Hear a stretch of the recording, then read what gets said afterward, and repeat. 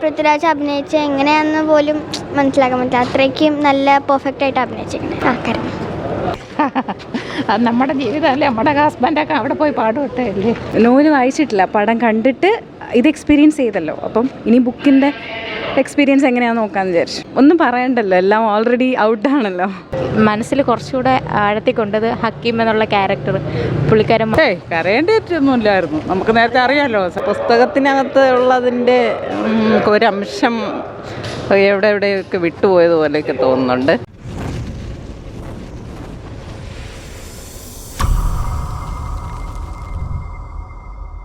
പടം കൊള്ളായിരുന്നു. ആക്ടിങ് ഒക്കെ നൈസായിരുന്നു. പക്ഷേ ഇടയ്ക്ക് ചെറിയ സെക്കൻഡ് ഹാഫിൻ്റെ തുടക്കം ചെറിയ ലാഗ് വന്നിരുന്നു. ഓവറോൾ പടം കൊള്ളാം. അടിപൊളി പടമായിരുന്നു. നോവൽ വായിച്ചിട്ടുണ്ട്, അതേപോലത്തെ എല്ലാ സീക്വൻസും വന്നിട്ടുണ്ട്. നന്നായിരുന്നു. എടുത്തു പറയാനായിട്ട് മനസ്സിൽ കുറച്ചുകൂടെ ആഴത്തിൽ കൊണ്ടത് ഹക്കീം എന്നുള്ള ക്യാരക്ടർ പുള്ളിക്കാരൻ മണ്ണ് വാരി കഴിച്ചിട്ട് അവസാനം മരിക്കുന്നൊരിതുണ്ട്. അത് വല്ലാണ്ട് ഹാർട്ട് ടച്ചിങ് ആയിപ്പോയി. നോവൽ വായിച്ചിട്ടില്ല, വായിക്കണം, ഇത് കണ്ടപ്പോൾ വായിക്കണം എന്നുണ്ട്.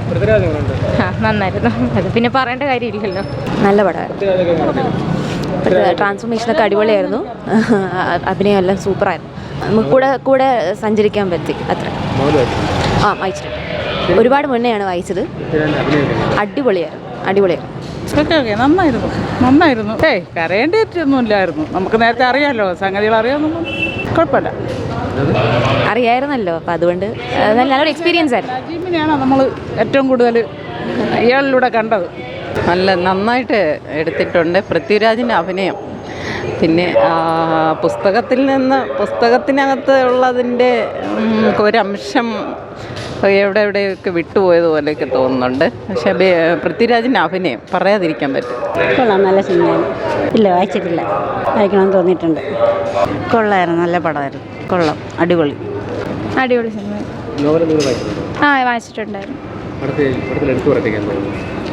നല്ല അഭിനയമാണ്. നല്ല സിനിമ.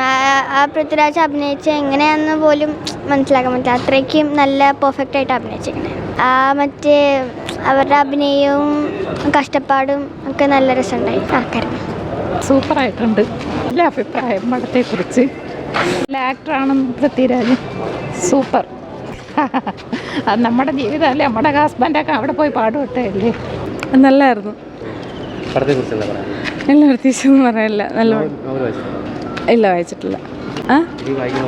വായിക്കും.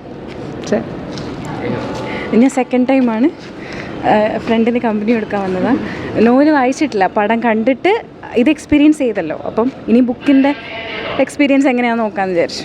അല്ല, അതൊരു അങ്ങനൊരു ഭയങ്കരമായിട്ടൊരു എന്നുവെച്ചാൽ ഒരു റിയൽ ലൈഫ് എക്സ്പീരിയൻസ് ആണ്. ബട്ട് ഇതും നമുക്ക് ഇങ്ങനെ ഇപ്പോഴല്ലേ കാണാൻ പറ്റുള്ളൂ.